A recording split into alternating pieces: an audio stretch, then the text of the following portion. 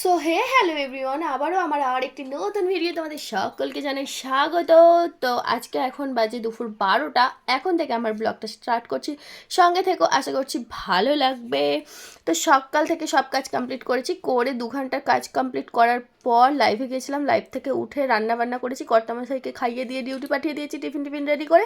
তারপরে এই যে বিছানাটা গোছাতে বাকি ছিল, বিছানাটা গোছালাম আর বটি হাতে করে নিয়ে ছাদে চলে এলাম। দেখতেই পেয়েছো এসে এখনও কিন্তু আমাদের মানে গ্রাম বাংলার দেশে কিন্তু মানে নারকেল পাতার কাঠি থেকে ঝাঁটা তৈরি হয়, ঝাঁটা বা ঝাড়ু যেটা যে বলতে পারো, সেই দিয়েই কিন্তু আমরা ঘর ঝাঁট দিই। আমাদের এখানে এখনও এই চলটা রয়েছে। তো আমার কয়েকদিন হয়েছে বেশ ঝাঁটাটা মানে একদম শক্ত শক্ত হয়ে গেছে, মুড়ো হয়ে গেছে। তো ভাবছি ঝাঁটা ছুলবো, আজ ছুলবো কাল ছুলবো করে করে কিন্তু প্রায় আমি 1 মাস কাটিয়ে দিয়েছি গাইস। তো তারপরে ভাবলাম না, আজকে কিন্তু আমি এই ঝাঁটা বানিয়েই ছাড়বো। কিন্তু কি বানাবো, যা গরম দেখতেই পাচ্ছ, পুরো পানি পানি হয়ে যাচ্ছি। আর এই যে আমার ছায়া, এই ছায়া আমার কাছ থেকে 24 ঘন্টা কখনোই নড়ে না, সব সময় থাকে। মোটামুটি এতগুলো কাঠি আমি চেঁচেছি, এখনও কাঠি আমার চাচতে বাকি আছে। ছোটো সোনা খেলছে, ছোটো সোনা একটার কিন্তু সেলফি স্ট্যান্ড ভেঙেছে, আবার মনে হচ্ছে এই স্ট্যান্ডটাও খাবে, তো সেই জন্যই নিয়ে ঘাটাঘাটি করছে। তারপরে কিছুটা এই যে পাতা আর একটু বাকি ছিল ঝুলতে, সেটাই ছুলে নিচ্ছি। আমার আবার বাবা যে কোনো কাজ ওই আধ কাজটা ফেলে রেখে চলে যেতে পছন্দ না। আমার কষ্ট হচ্ছে, আমার বিরক্ত লাগছে বলে যে কোনো কাজ করতে করতে, হাফ কাজ করতে করতে ফেলে রেখে চলে যাব, আমি সেরকমটা একদম কখনোই করি না। আমি যেই কাজটা ধরি, যখন ধরি ফুল কমপ্লিট করে তারপরে ছাড়ি, সেটা জটাই বাজুক দেখার আমার দরকার নেই, কিন্তু কাজটা আমাকে করতেই হবে। কাটারি নিয়ে একটু ভেলকি দেখিয়ে দিলাম আর কি। আমি তো সব কিছুতেই ছ্যাঁচড়ামি আর ফচকেমি মানে শেষ নেই, সব কিছুতেই ফচকেমি করতে ভালোবাসি। তো সেই জন্য কাটারি নিয়ে এরকম ফচকেমি করছিলাম। আর এই যে ঝাঁটাগুলোর পেছনগুলো একটু ছোট বড় ছিল, তো সেই জন্য কাটারি দিয়ে কেটে কেটে একদম সমান করে নিচ্ছি। দেখতেই পাচ্ছ, পুরো সমান করে নেবার পর এই যে 2 ভাগ করে নিয়ে কষিয়ে একদম বেঁধে, তো 2 ভাগ এরকমভাবে ছোট বড় করে বাঁধতে হয়। বাঁধলে তারপরে এটাকে যে ভালো করে বেঁধে নেবার পর যখন ঝাঁটাটা আমি ঠুকে নেব না, হেভি টাইট হয়ে মানে ঝাঁটাটা বাঁধা হবে, তাহলে সারা জীবনে মানে যতদিন না ঝাঁটাটা পুরোপুরি নষ্ট হয়ে যায় ততদিন খুলবে না। নাহলে আলতো হাতে বাঁধলে কিন্তু ঝাঁটা ব্যবহার করার কিছুদিন পর থেকেই খুলে যায়। আমি ঝাঁটা বাঁধলে আমার কখনোই ঝাঁটা ওই 2 দিন 4 দিন পর থেকে কাঠি বেরিয়ে খুলে চলে যাবে, সেরকম কখনোই হয় না। আমি ঝাঁটা বাঁধি একদম খুব টাইট করে, একদম পুরো যতদিন না ঝাঁটা ফেলে দিচ্ছি আমার ঝাঁটার বাঁধন খুলবে না, এরকমভাবেই করি। তো দেখতেই পাচ্ছ আমার ঝাঁটাটা পুরো একদম রেডি। এবার এই ঝাঁটাটার পেছনে একটা বাঁশ ঢুকিয়ে দিয়ে পুরো দেশ বিদেশ ঘুরে বেড়াবো শাকচুন্নির মতন।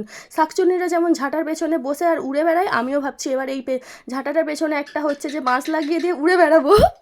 দেখতে পাচ্ছ মানে আমার বুদ্ধি শুদ্ধি আর কি বলি, মানে পুরো মানে ছেলে মানুষদের মতো এখনও যায়নি। এমন এমন কথা বলি, এমন এমন কাজ করি, নিজেই মাঝে মাঝে হাসি। তো আমার নতুন ঝাঁটা দিয়ে পুরো ঘরটা ঝাঁট দিয়ে দিলাম। ঘরটা ভীষণ পরিমাণে নোংরা হয়েছিল, আর বলো না, এই ঘর রোজ ঝাঁট দিলে রোজ এরকমই নোংরা বেরোবে। কেননা ছোটো ছোটো পড়াশোনা খেলে এই ছাদের মধ্যে বেশিরভাগ সময়, সেই জন্য। তারপরে আমি আবার কাঠিগুলো চাঁচলাম বলে আরও বেশি ঘরটা নোংরা হয়েছিল। মোটামুটি সব এই যে একদম পুরো ঝাঁ চকচক করে পরিষ্কার করে তুলে দিলাম। বেশি কিন্তু সিমেন্ট বালির ধুলোই থাকে। তারপরে নেমে এই যে ছোটো সোনাকে আমি করে দিলাম স্নান, আর ওর উৎকট দেখে তো আমার মাথা পুরো গরম। সারাক্ষণটাই উৎকট করে গো, দেখছো তো গা হাত পা মোচাচ্ছি, একটুখানি স্থির থাকে। আমি তো মাঝে মাঝে কি রাগ করি, কিছু করার নেই, আবার ভালোও লাগে, ছেলে মানুষ যা করে সেটাকে মেনে নিতে হয়।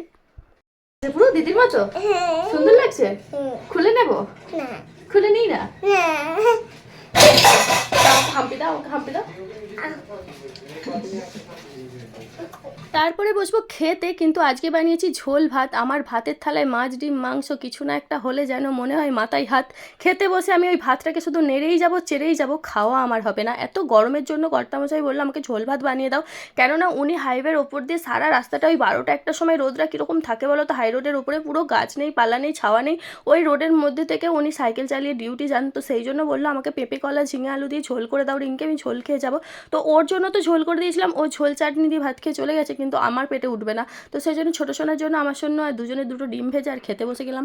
দেখতে পেয়েছো স্নান টান করিনি কিন্তু কিছু এখনও পর্যন্ত, খিদে পেয়েছে খেতে বসে গেছি, এরকমটাই ব্যাপার। যখন খিদে পাই খেতে বসে যাই আমি।